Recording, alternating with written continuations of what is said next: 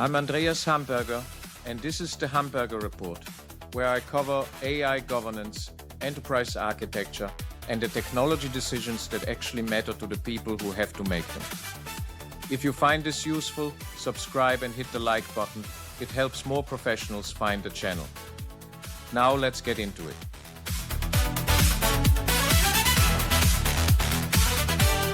£2.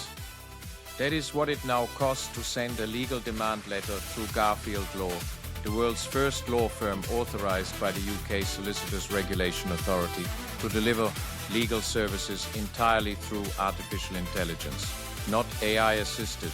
AI is the primary delivery mechanism, with human solicitors accountable for the output but no longer performing the work. Long Andreas Hamberger. This is the Hamberger Report, where I cover AI governance and what it means for the professionals who have to make it work. 5 months after Garfield received that authorization, Blackstone funded Norm AI to launch Norm Law, the first AI-native full-service law firm for institutional clients. Its clients collectively manage over $30 trillion in assets. 35 lawyers, retrained as legal engineers, running client workflows through large language model agent chains.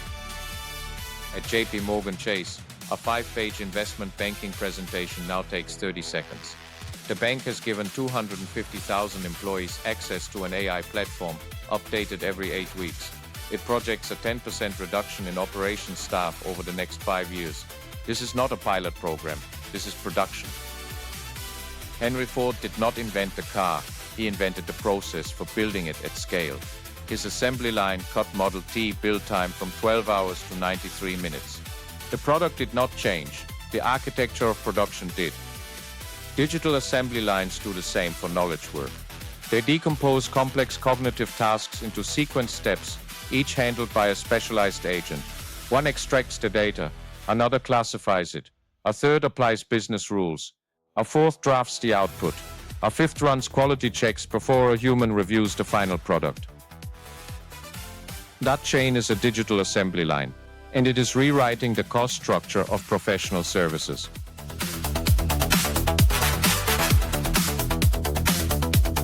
The scale of this transition is difficult to overstate. Gartner predicts that 40% of enterprise applications will integrate task-specific AI agents by the end of 2026, up from less than 5% in 2025. G2's August survey found that 57% of companies already have AI agents running in production. The agentic AI market is projected to grow from $8 billion in 2025 to $53 billion by 2030, a compound annual growth rate of 46%. Deloitte found that worker access to AI rose 50% in 2025 alone, and the number of companies with most of their AI projects in production is set to double within 6 months. Here is the tension. In the same reporting cycle, Gartner warns that more than 40% of agentic AI projects will be cancelled by the end of 2027. The reasons: escalating costs, unclear business value, and inadequate risk controls. Deloitte found that only 21% of companies deploying agentic AI have a mature governance model for autonomous agents. The assembly line is being built, the quality control is not. There is a second problem compounding this. Gartner estimates that of the thousands of vendors currently claiming agentic AI capabilities, only around 130 are genuine. The rest are engaged in what Gartner calls agent washing, rebranding chatbots and robotic process automation as autonomous agents without adding real capability. Before you commit budget, ask the question JPMorgan asks internally. Does this system plan, execute multi-step tasks, and adapt, or does it simply answer questions? The gap between an agent and a chatbot is not cosmetic. It determines your risk profile, your governance requirements, and your ROI model.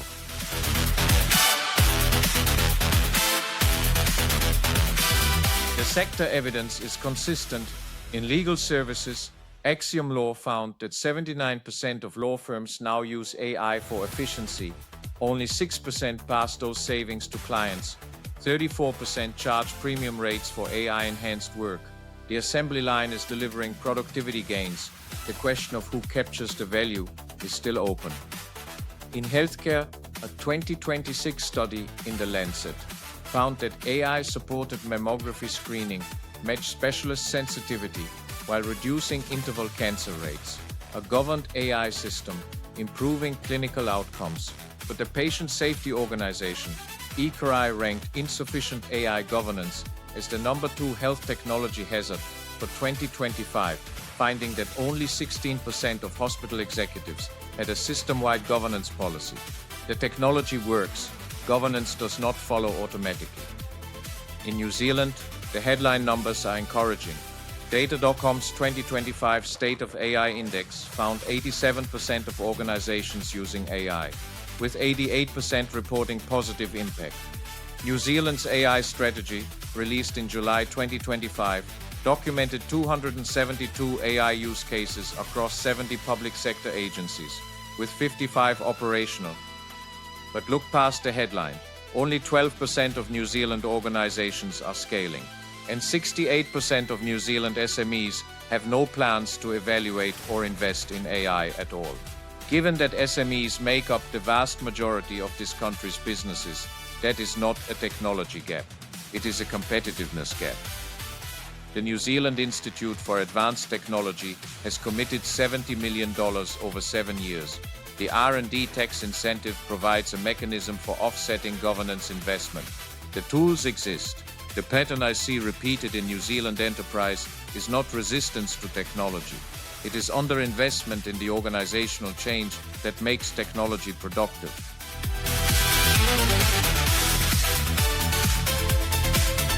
Five actions your organization can take this quarter. Map your knowledge work the way Garfield mapped legal workflows. Identify the tasks that are sequential, rule-based, and data-intensive. Checking limitation periods, preparing standard documents, processing routine claims. Those are your assembly line candidates. The organization's Deloitte identifies as genuinely transforming started by redesigning workflows around AI capabilities, not by automating existing ones. Audit your vendor claims. Gartner's assessment is that only 130 genuine agentic vendors exist in a market claiming thousands. Before you commit budget, test whether the product plans, executes multi-step tasks, and adapts to new inputs. Ask whether it performs at the 85th percentile or the 95th. That gap determines your oversight requirement. Build governance into the chain from day one. Proof certificates, audit trails, human review gates at decision points. Garfield prevents its system from proposing case law specifically to mitigate hallucination risk. JPMorgan built an in-house platform, not consumer-grade AI, specifically for security and control. The 21% of organizations with mature agent governance built it in at the start. Measure the governance cost alongside the productivity gain. If your ROI model does not include the cost of oversight, testing, and compliance, your ROI model is incomplete. Gartner's 40% cancellation prediction is driven primarily by organizations that underestimated these costs. Finally, invest in people alongside tools. Ford doubled wages to keep his workforce. JPMorgan is training context engineers. Normai trained lawyers as legal engineers. Digital assembly lines do not eliminate human judgment. They redefine where it is applied. Ford doubled his profits within 2 years of the $5 day, not because the car improved, because the architecture of production was right. If you are navigating AI governance in your organization, subscribe to the Hamberger Report for daily insights.